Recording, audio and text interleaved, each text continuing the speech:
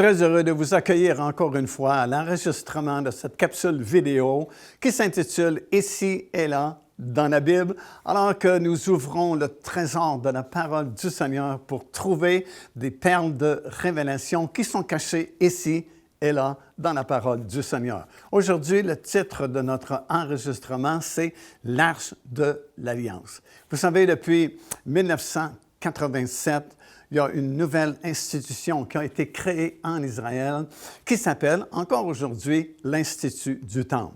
Elle a été fondée par le rabbin Ariel à l'époque dans le but de préparer tout le matériel nécessaire et toutes les pièces d'ameublement afin de meubler un futur temple qui doit être construit sur l'esplanade du Temple à Jérusalem. Et depuis ce temps-là, en fait, depuis 1987 jusqu'à aujourd'hui, ils ont absolument tout fabriqué. Non seulement les ustensiles, non seulement les trompettes, non seulement les vêtements sacerdotaux, mais toutes les pièces aussi d'ameublement, si bien qu'ils sont tout fin prêts pour la construction d'un troisième temple sur l'esplanade du Temple à Jérusalem.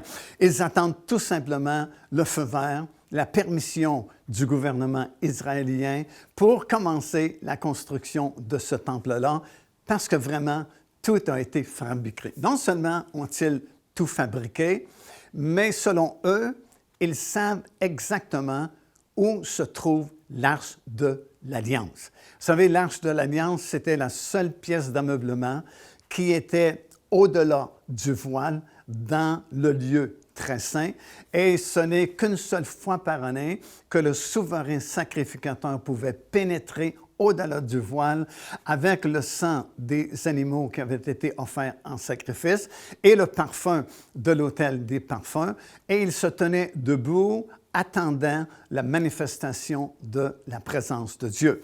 L'Arche de l'Alliance, c'était l'objet, la pièce d'ameublement la plus importante vraiment de l'Ancien Testament parce qu'elle représentait la gloire et la puissance du grand Dieu d'Israël. Elle fut construite dans le désert après la sortie du peuple d'Israël hors d'Égypte, et puis elle fut placée dans le tabernacle dans le désert, et plus tard fut placée dans le lieu très saint du temple que Salomon avait construit. Puis, lors de l'attaque babylonienne, alors qu'une grande partie du peuple juif a été déportée à Babylone, mystérieusement, l'Arche de l'Alliance est disparue. Et depuis ce temps-là, on ne l'a jamais retrouvée. Plusieurs efforts ont été faits. Par exemple, on a cherché cette arche et beaucoup d'explorateurs et différentes personnes l'ont cherchée, mais sans jamais la trouver. Premièrement, les Templiers l'ont cherchée en vain. L'archéologue Charles Warren l'a cherchée, mais il ne l'a pas retrouvée. Certains ont dit l'avoir trouvée au mont Nebo, mais sans offrir de preuves. Un livre a été publié dans lequel on disait qu'elle était dans l'église de Saint Mary's de Sion, en Éthiopie, mais sans en donner la preuve. Dans le livre des Maccabées, il est écrit qu'elle serait à Qumran, mais personne ne l'a trouvée encore. Il y a même Ron Wyatt, qui était un archéologue américain, qui a affirmé qu'elle se trouvait sous Golgotha, mais sans jamais la trouver non plus. Cependant, les gens de l'Institut du Temple affirment que l'Arche de l'Alliance se trouve en dessous de l'esplanade du Temple et qu'elle serait dans cette maison que Salomon avait fait construire au cas où il y aurait une guerre ou un conflit et que l'Arche de l'Alliance serait en danger d'être enlevée.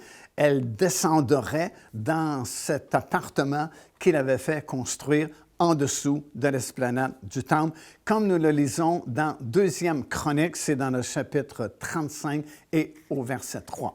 Alors, eux disent, et en fait, c'est 2 rabbins réputés en Israël de l'époque de 1967 à 1980 à peu près, qui, à cette époque-là, avaient obtenu la permission de creuser en dessous de l'esplanade du Temple pour faire des fouilles archéologiques, ont juré avoir vu l'Arche de l'Alliance dans ce compartiment, si vous voulez, dans cette maison, sous l'esplanade du Temple que le roi Salomon avait fait construire à l'époque.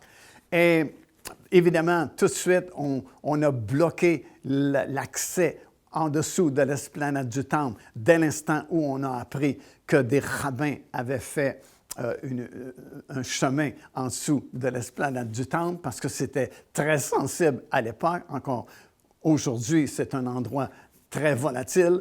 Et on a bloqué la brèche ou le trou qu'ils avaient fait pour passer dans ce tunnel, que vous pouvez voir encore aujourd'hui si vous allez en Israël et que vous visitez ce qu'on appelle le tunnel des rabbins qui longe vraiment le mur des Lamentations jusqu'à l'extrémité complète de l'esplanade du Temple. Et c'est évident que ça a été bloqué, bouché volontairement, parce que c'est bloqué avec justement des blocs de ciment modernes, alors que le reste du mur, c'est de l'époque de Salomon. Alors, elles disent que, bien sûr, ils n'ont pas été capables de récupérer l'Arche de l'Alliance parce que les autorités sont intervenues rapidement pour bloquer l'issue, mais ils sont persuadés que cette histoire est vraie et que l'Arche de l'Alliance est bel et bien là, telle que Salomon voulait la faire descendre dans ce compartiment-là, et qu'au temps voulu, lorsqu'ils auront le feu vert, la permission de construire ce troisième temple sur l'esplanade du Temple, ils auront la permission d'aller et de récupérer l'Arche de l'Alliance et la transporter dans le lieu très saint de ce futur temple qui sera construit sur l'esplanade du Temple.